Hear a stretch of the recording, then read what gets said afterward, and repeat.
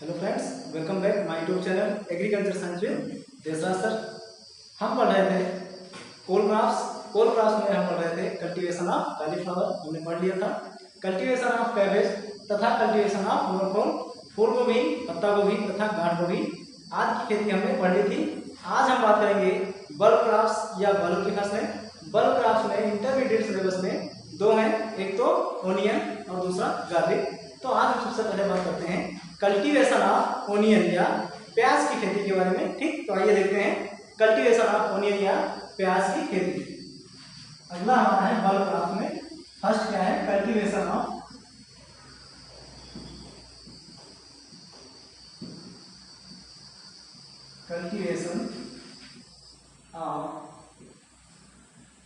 Onion या हिंदी में प्याज की खेती।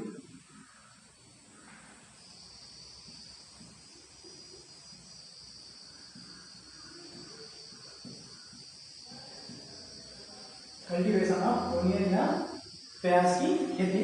कोल क्रॉप्स के बाद अगला हमारा क्या है? Bulb crops. और बल्ब क्रॉप्स में फर्स्ट क्या है? ओनियन या प्याज की खेती। ठीक, तो प्याज में सबसे पहले हम इसका क्लासिफिकेशन पढ़ेंगे। क्लासिफिकेशन क्या होता है? क्लासिफिकेशन या इसको हिंदी में वर्गीकरण कहते हैं। वर्गीकरण। ठीक, क्लासिफिकेशन या वर्गीकरण क्या है प्याज का? तो पहला बॉटनिकल नेम।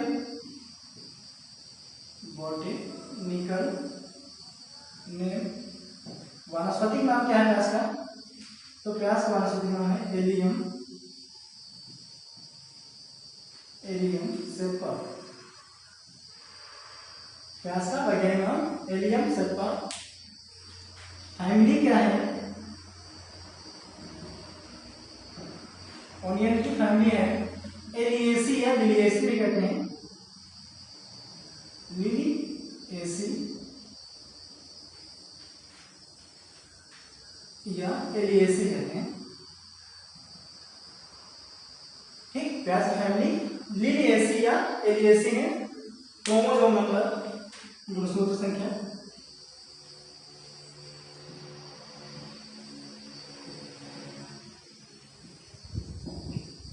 क्रोमोसोम नंबर या गुणसूत्र जो पाए जाते हैं वो 16 पाए जाते हैं ओनियन में, प्याज में। और उत्पत्ति स्थान क्या है? ओरिजिन प्लेस का उत्पत्ति स्थान इसका है मिडिल एशिया या मध्य एशिया है। और मध्य एशिया में कई सारे कंट्रीज आते हैं जहां से इसका उत्पत्ति स्थान माना जाता है। तो कल्टीवेशन ऑफ ओनियन में प्याज ये में फर्स्ट होगा क्या? क्लासिफिकेशन या वर्गीकरण। वर्गीकरण है वानस्पतिक नाम या बॉटनिकल नेम। प्याज का है एलियम सेपा। फैमिलीज के हैं लिलिएसी या एलिएसी। क्रोमोसोम नंबर 12 और इसका उत्पत्ति स्थान या ओरिजिन प्लेस क्या है? मिडिल एशिया या मध्य एशिया। ठीक, तो ये हो गया इसका क्लासिफिकेशन या वर्गीकरण। क्लासिफिकेशन या वर्गीकरण के बाद हम बात करते हैं इंपॉर्टेंस या महत्व की। अगला क्या है हमारा? अगला है इंपॉर्टेंस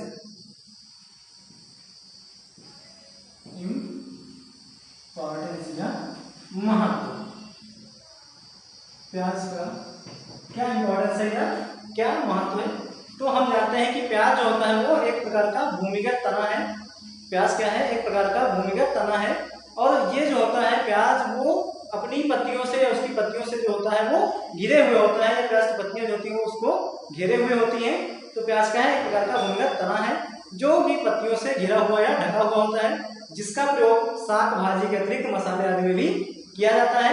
इसमें विटामिन बी पर्याप्त मात्रा में पाई जाती है तथा इसके साथ साथ इसका प्रयोग औषधि के रूप में भी किया जाता है, जैसे लू, गुर्दे आदि की बीमारियों के लिए यह बहुत ही लाभप्रद होता है। इसके साथ साथ इसका प्रयोग अचार, चटनी, सूप आदि बनाने में भी किया जाता है। ठीक, तो प्याज के इंपॉर्टेंस में या महत्व में हम लिखेंगे प्याज एक प्रकार का भूमिगत तना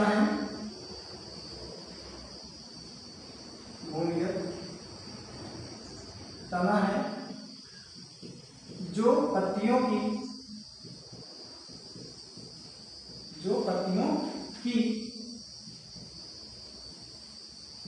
कई परतों से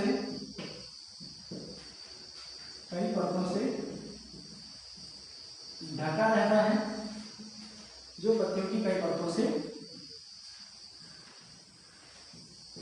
ढका रहता है। इसका प्रयोग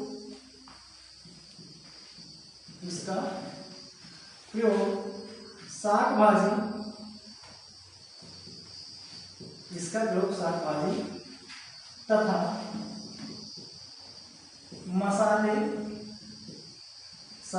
तथा मसाले आदि में किया जाता है। मसाले आदि में किया जाता है। इसमें विटामिन बी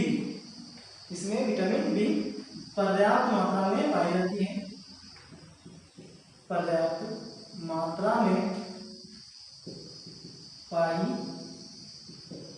जाती है। इसमें विटामिन बी पर्याप्त मात्रा में पाई जाती है। इसके अतिरिक्त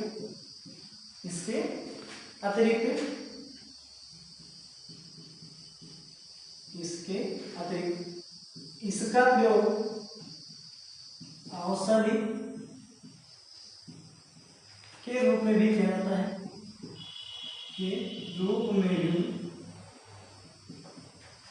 औषधि के रूप में भी किया जाता है।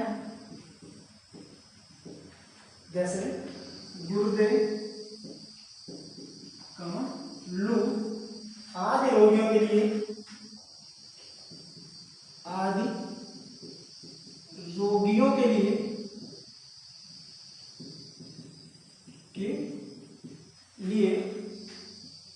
यह बहुत ही लाभकारी होता है। यह बहुत ही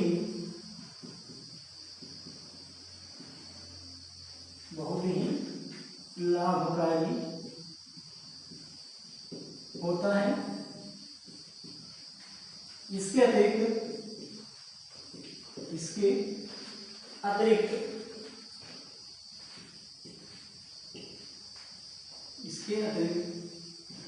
इसका प्रयोग अचार, चटनी, सूप आदि बनाने में भी किया जाता है।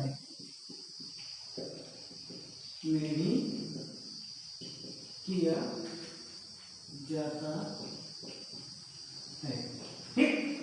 तो प्याज का इंपॉर्टेंस या प्याज का महत्व क्या है? प्याज क्या है? एक प्रकार का भूमिगत तना है जो कि पत्तियों की अनेक परतों से घिरे हुए होता है या ढके हुए रहता है। प्याज का प्रयोग साग भाजी के लिए भी करते हैं, जो प्याज की हरी पत्तियां होती हैं, या साग जो होता है उसका प्रयोग हम सब्जी आदि बनाने में भी करते हैं। इसके साथ साथ हम प्याज का प्रयोग मसाले आदि में भी बहुत ज्यादा या पर्याप्त मात्रा में करते हैं। इसके साथ साथ इसमें कुछ औषधीय गुण पाए जाते हैं जो कई रोगों के लिए भी लाभकारी होते हैं, जैसे गुर्दे या लू आदि बीमारियों के लिए भी यह बहुत ही लाभप्रद होता है। इसके साथ साथ इसमें विटामिन बी भी जो होती है वो पर्याप्त मात्रा में पाई जाती है। साथ साथ इसका प्रयोग अचार, चटनी, सूप आदि बनाने में भी किया जाता है। ठीक, तो ये है प्याज का इंपॉर्टेंस है, प्याज का महत्व, जो कि बहुत ही हमारे लिए महत्वपूर्ण होता है, बहुत ही लाभकारी होता है। ठीक, तो प्याज के इंपॉर्टेंस या महत्व के बाद अब हम बात करेंगे क्लाइमेट या जलवायु की। अगला है क्लाइमेट। इंपॉर्टेंस के बाद अगला क्या है? क्लाइमेट या जलवायु। ठीक, क्लाइमेट या जलवायु। क्लाइमेट या जलवायु के बारे में बात करने से पहले एक क्वेश्चन या दो क्वेश्चन ऐसे हैं जो हम आपको बता दें, जो कि आपके कंपटीशन के लिए बहुत ही लाभकारी हैं या अक्सर कंपटीशन में पूछे जाते हैं। क्या है? जैसे पुंजेंसी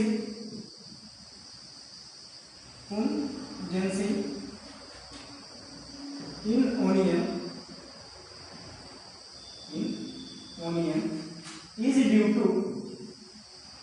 is due to pungency in onion is due to allyl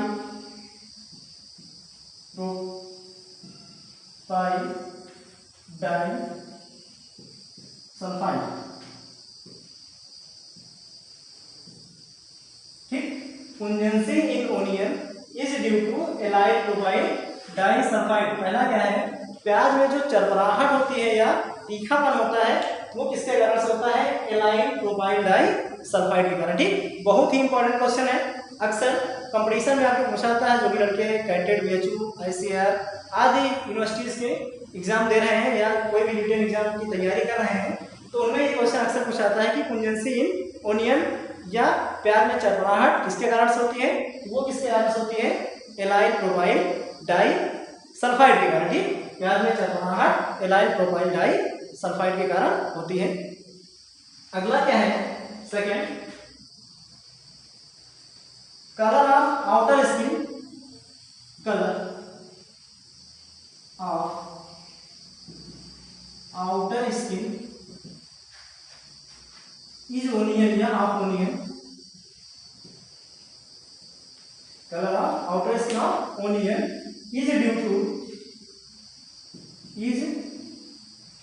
due to colour of outer skin of onion is due to क्यूरसिटिन।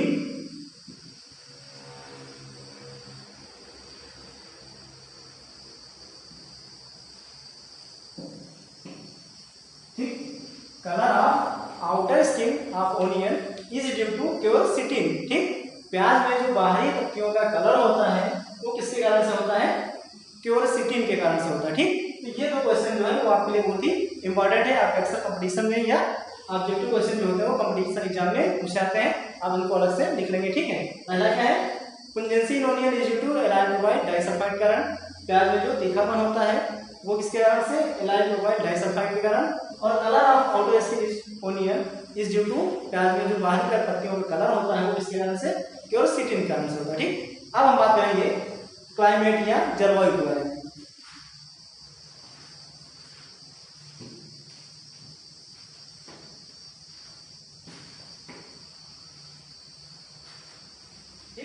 तो क्लाइमेट या जलवायु में प्याज के लिए कैसी जलवायु होनी चाहिए?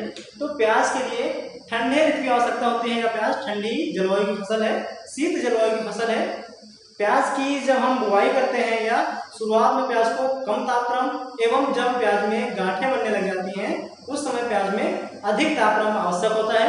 इसके साथ साथ लगभग 12 से 15 डिग्री या 15 से 20 डिग्री सेल्सियस जो तापमान होता है वो प्याज के लिए बहुत ही लाभप्रद होता है।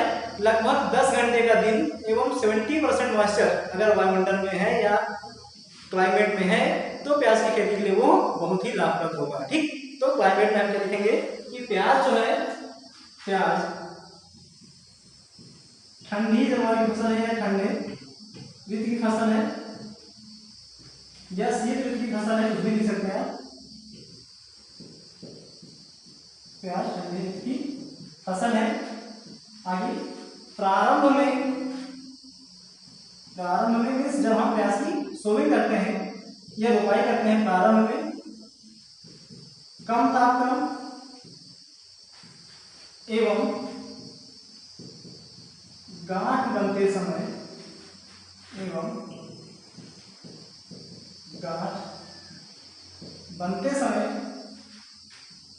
अधिक तापक्रम, प्रारंभ में कम तापक्रम एवं गांठ बनते समय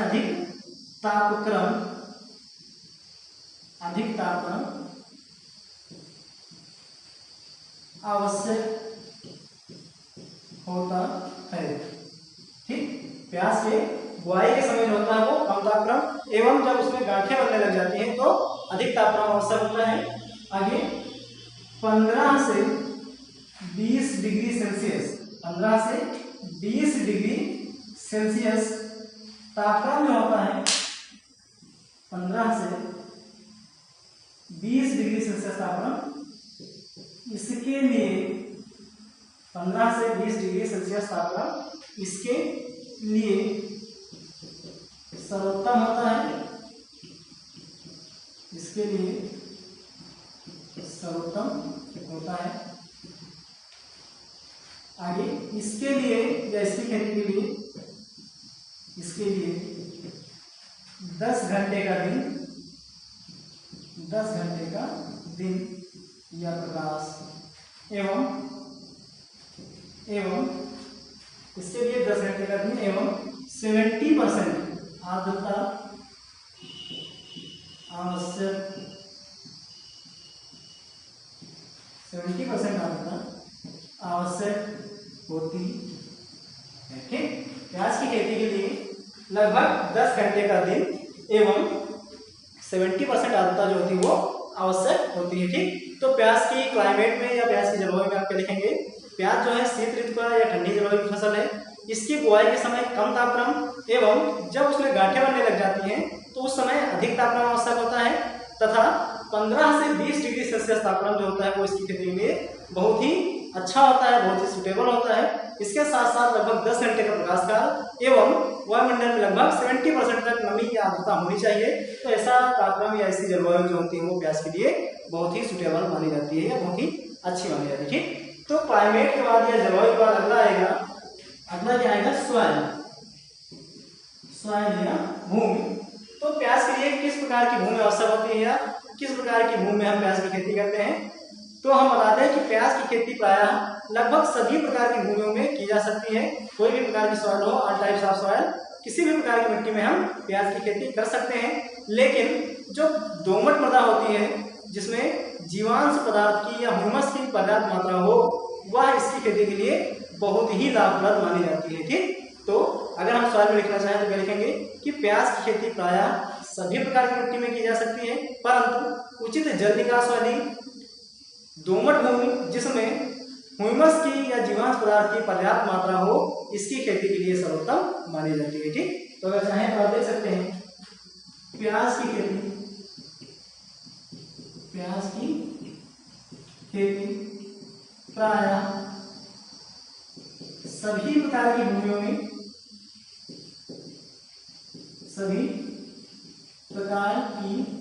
भूमियों में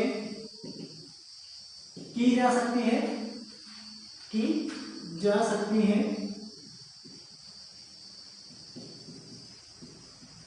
परंतु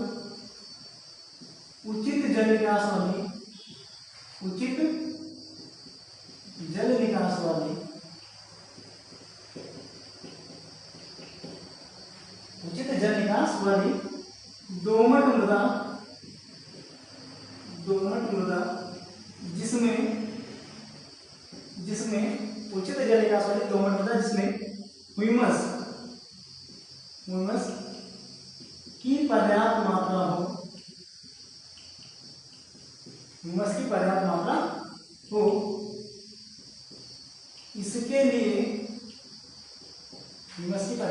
हो, इसके लिए सर्वोत्तम मानी जाती है।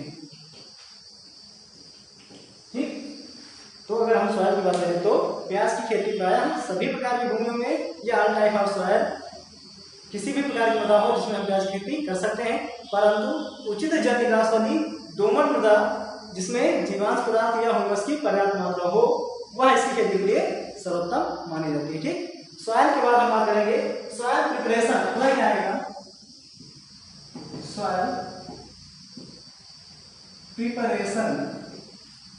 प्रिपरेशन या हिंदी में इसको कहते हैं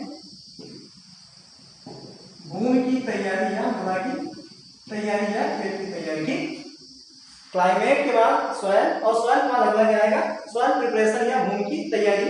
तो भूमि की तैयारी हम कैसे करेंगे, सबसे पहले 1 से 2 जुताई मिट्टी पराठल से कर देने के बाद, या सबसे पहले 2 से 3 जुताई हम मिट्टी पराठल से करेंगे, उसके बाद 3 से 4 जुताई हम देसी हल अथवा कल्टीवेटर से कर देंगे तथा प्रत्येक जुताई के बाद पाटा लगा करके खेत को समतल कर देंगे, जिससे खेत हमारा ढेले रहे एवं समतल हो जाता है। इस प्रकार से तैयार किए गए खेत में हम प्याज की रोपाई कर देते हैं।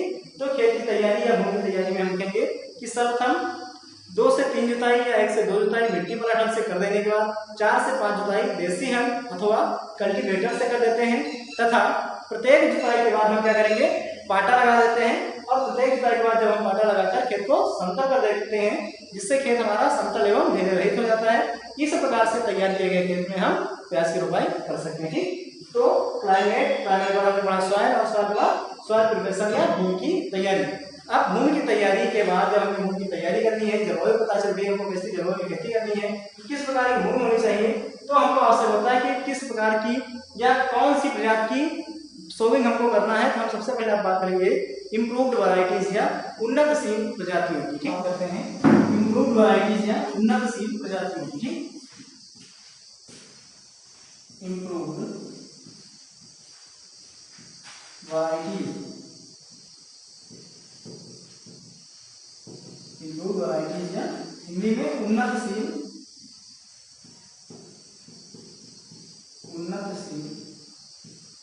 प्रजातियां, ठीक, उन्नतशील प्रजातियां। जब हमको पता हो जाती है कि हमें किस प्रकार की मिट्टी चाहिए, उसकी तैयारी कैसे करनी चाहिए, खेत कैसा होना चाहिए, इसके बाद हम बात करेंगे कि किस प्रकार की या कौन सी स्पीशीज की सोइंग हमको करना है। तो उन्नतशील प्रजातियों में बहुत सारी प्रजातियां हैं प्याज की। कुछ प्रमुख प्रजातियां जो है हम मुख्य वैरायटीज आपको बता रहे हैं, जैसे बहुत सारी हैं, कुछ प्रमुख निम्न है, जैसे Pusa red, Patna red, Pusa red, Patna red, Kalyanpur red glow,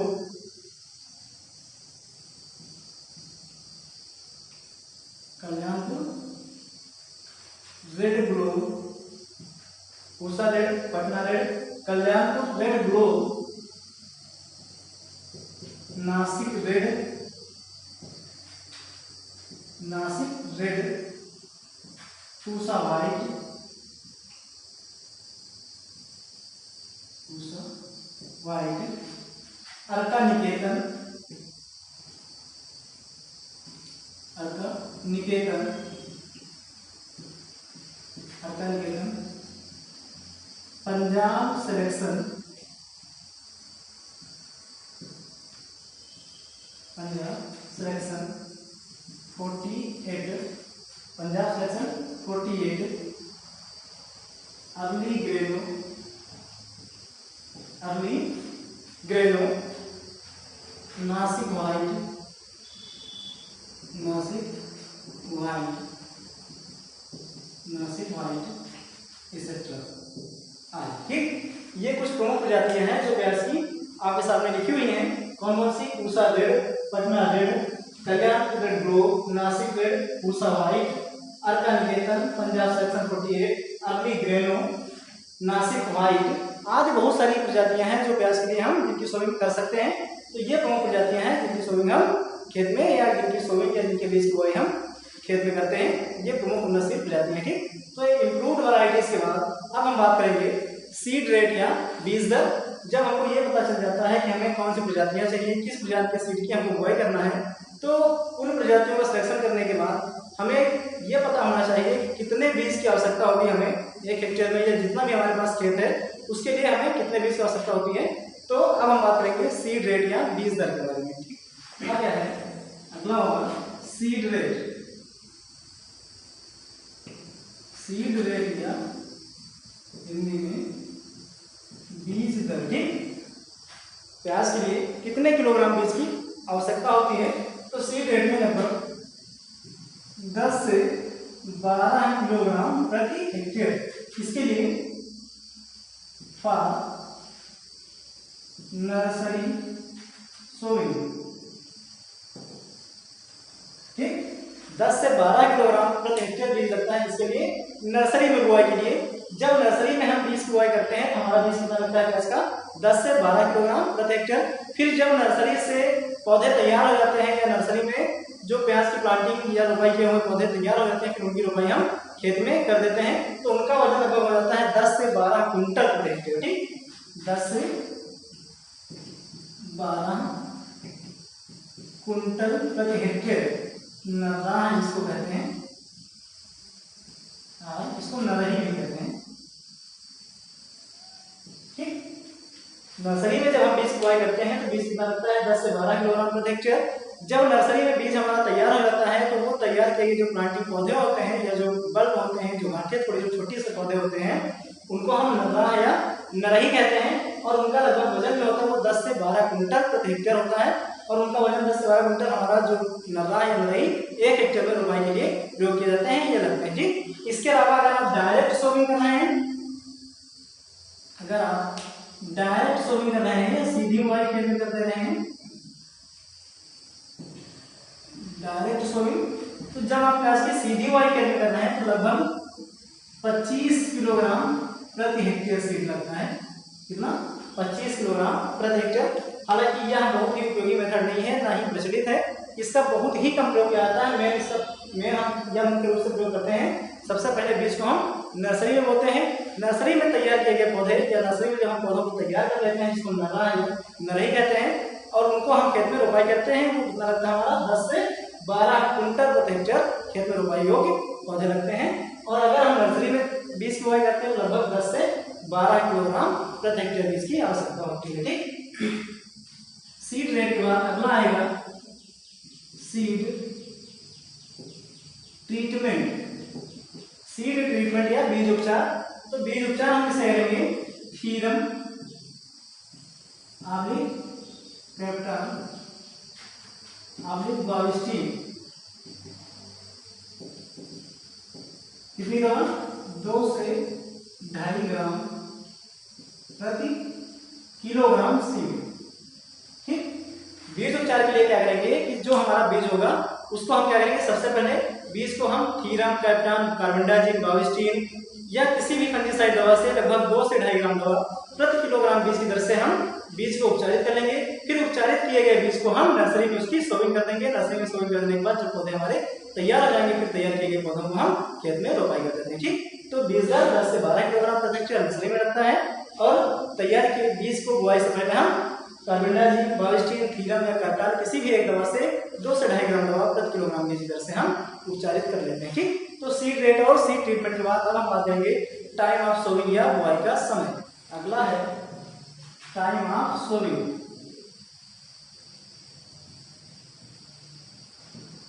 time of sowing या बुआई का समय। बुआई का समय। ठीक, हमको प्याज की बुआई कब करनी है, किस मौसम में या किस महीने में हम प्याज की बुआई करते हैं, या बुआई के समय क्या होना चाहिए? तो बुआई के समय में मेडिटेरियन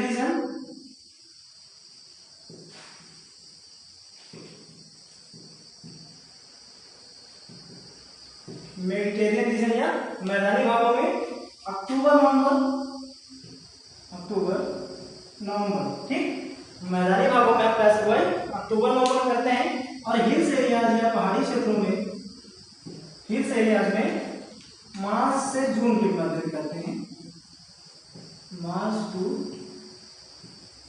जून। ठीक, अगर हम प्याज की बुआई करते हैं मैदानी भागों में अक्टूबर नवंबर तथा पहाड़ी क्षेत्रों में मार्च से जून के मध्य में हम प्याज की बुआई कर देते हैं। ठीक, तो प्याज की बुआई का समय हमें पता चल गया। अब हम बात करेंगे सोविंग मेथड या बुआई विधियां। तो प्याज की बुआई हम कब करेंगे कि तैयार किए गए खेत में लाइनों में हम प्याज की रोपाई करते हैं। जब हम खेत को अच्छी प्रकार से तैयार कर लेते हैं, उसको क्यारियों में हम डिवाइड कर लेते हैं, तो तैयार किए गए खेत में हम लाइनें बना लेते हैं, और इन लाइनों में हम उचित दूरी पर प्याज की रोपाई कर देते हैं। ठीक, तो प्लांटिंग डिस्टेंस क्या होगी, या ट्रांसप्लांटिंग कितनी दूरी पर करेंगे, या ट्रांसप्लांटिंग डिस्टेंस क्या होगी? ट्रांसप्लांटिंग या रोपाई का करते हैं, रोपाई का दूरी क्या होगी, या ट्रांसप्लांटिंग डिस्टेंस क्या होगी? जो ट्रांसप्लांटिंग डिस्टेंस रखते हैं प्याज को रखते हैं लगभग 20 गुणे 15 सेंटीमीटर। ये होगा 2 गुणे 3। 2 मतलब लाइन से लाइन की दूरी, रो टू रो, और 3 मतलब पौधे से पौधे की दूरी या plant to plant. Planting distance या रोपाई की दूरी जो होगी वो 20 गुणे 15 सेंटीमीटर होगी। कहने का मतलब ये कि तैयार किए गए खेत में हम 20 सेंटीमीटर की दूरी पर लाइनें बना लेंगे, और उन लाइनों में हम 15 सेंटीमीटर की दूरी पर पौधे की रोपाई कर देते हैं। ठीक, डेप्थ कितनी रखेंगे? डेप्थ मींस गहराई। रोपाई जो दूरी में लाइनों में करेंगे तो पौधे की कितनी गहराई में रोपाई करेंगे? लगभग 2 से 3 सेंटीमीटर। ठीक, पौधे को लगभग 2 से 3 सेंटीमीटर की गहराई में हम उसकी रोपाई कर देते हैं। ठीक, तो प्लांटिंग डिस्टेंस लाइन से लाइन की दूरी 20 सेंटीमीटर, और पौधे से पौधे की दूरी 15 सेंटीमीटर, तथा पौधे की गहराई कितनी होगी? 2 से 3 सेंटीमीटर। ठीक, तो यह हो गया हमारा टाइम ऑफ सोविंग, बुआई का समय एवं ट्रांसप्लांटिंग या रोपाई का समय या रोपाई का तरीका। ठीक, अब हम बात करेंगे मैन्योर्स एंड फर्टिलाइजर्स या खाद एवं उर्वरक। अगला है manures and fertilisers. Manure and fertilisers में सबसे पहले कंपोस्ट कितनी प्रयोग करेंगे? लगभग 200 से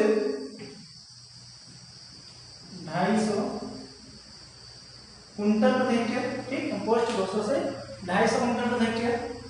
नाइट्रोजन 100 से 120 किलोग्राम, 100 से 120 किलोग्राम प्रति हेक्टेयर। फास्फोरस 60 से 70 किलोग्राम प्रति हेक्टेयर। और पोटास कितनी प्रयोग करेंगे? K2O पोटास 70 से 80 किलोग्राम प्रति हेक्टेयर। ठीक, खाद एवं उर्वरक की मात्रा हम कितनी रखेंगे? तो कंपोस्ट या गोबर की खाद 200 से 250 कुंटल प्रति हेक्टेयर। नाइट्रोजन 100 से 120 किलोग्राम प्रति हेक्टेयर। फास्फोरस 60 से 70 किलोग्राम प्रति हेक्टेयर तथा पोटास 70 से 80 किलोग्राम प्रति हेक्टेयर हम प्रयोग करते हैं इसमें, प्याज में या ओनियन में। ठीक, खाद एवं उर्वरक देने का तरीका क्या होगा? इससे पहले ही मैंने बताया हुआ है कॉलीफ्लावर, कैबेज या नोटबुक में कि सबसे पहले आप क्या करेंगे? गोबर की खाद या कंपोस्ट खाद की पूरी मात्रा, नाइट्रोजन की आधी मात्रा, फास्फोरस तथा पोटास की पूरी मात्रा जुताई के समय या खेत की तैयारी के समय ही हम खेत में मिला देते हैं।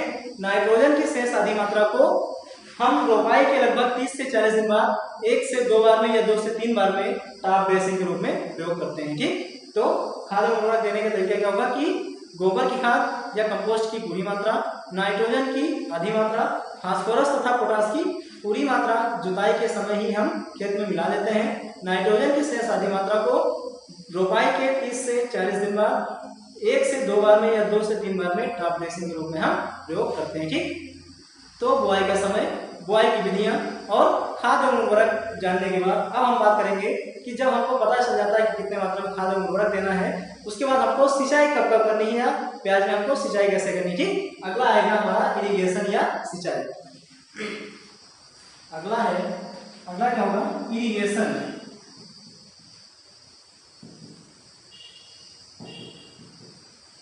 इरिगेशन या सिंचाई। ठीक, सिंचाई कैसे करेंगे? तो प्याज में जब हम प्याज की रोपाई खेत में करते हैं तो लगभग प्याज में हमेशा सिंचाई नमी का होना आवश्यक होता है। तो सिंचाई में क्या लिखेंगे? प्याज में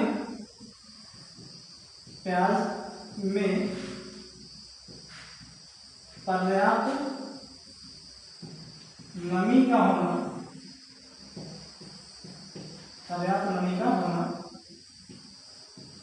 आवश्यक होता है।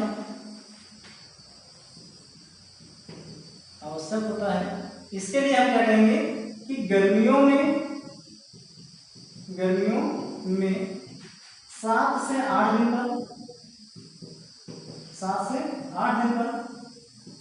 तथा सर्दियों में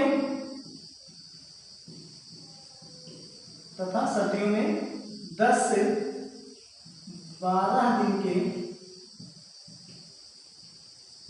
अंतर पर सिंचाई करते रहते हैं।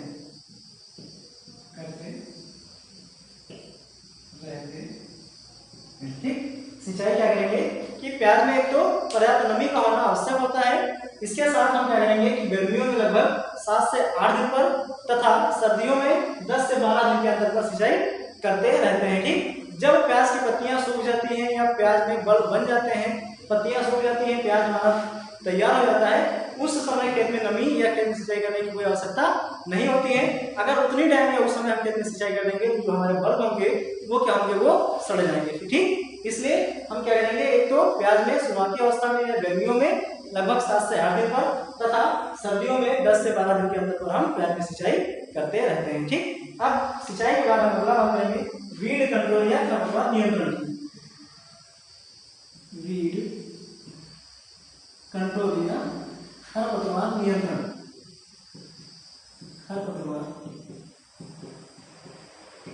ठीक, खरपतवार नियंत्रण या वीड कंट्रोल कैसे करेंगे हम? तो प्याज में लगभग 2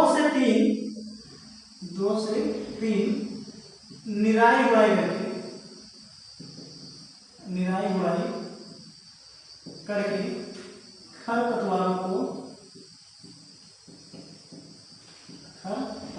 को बाहर निकाल देते हैं।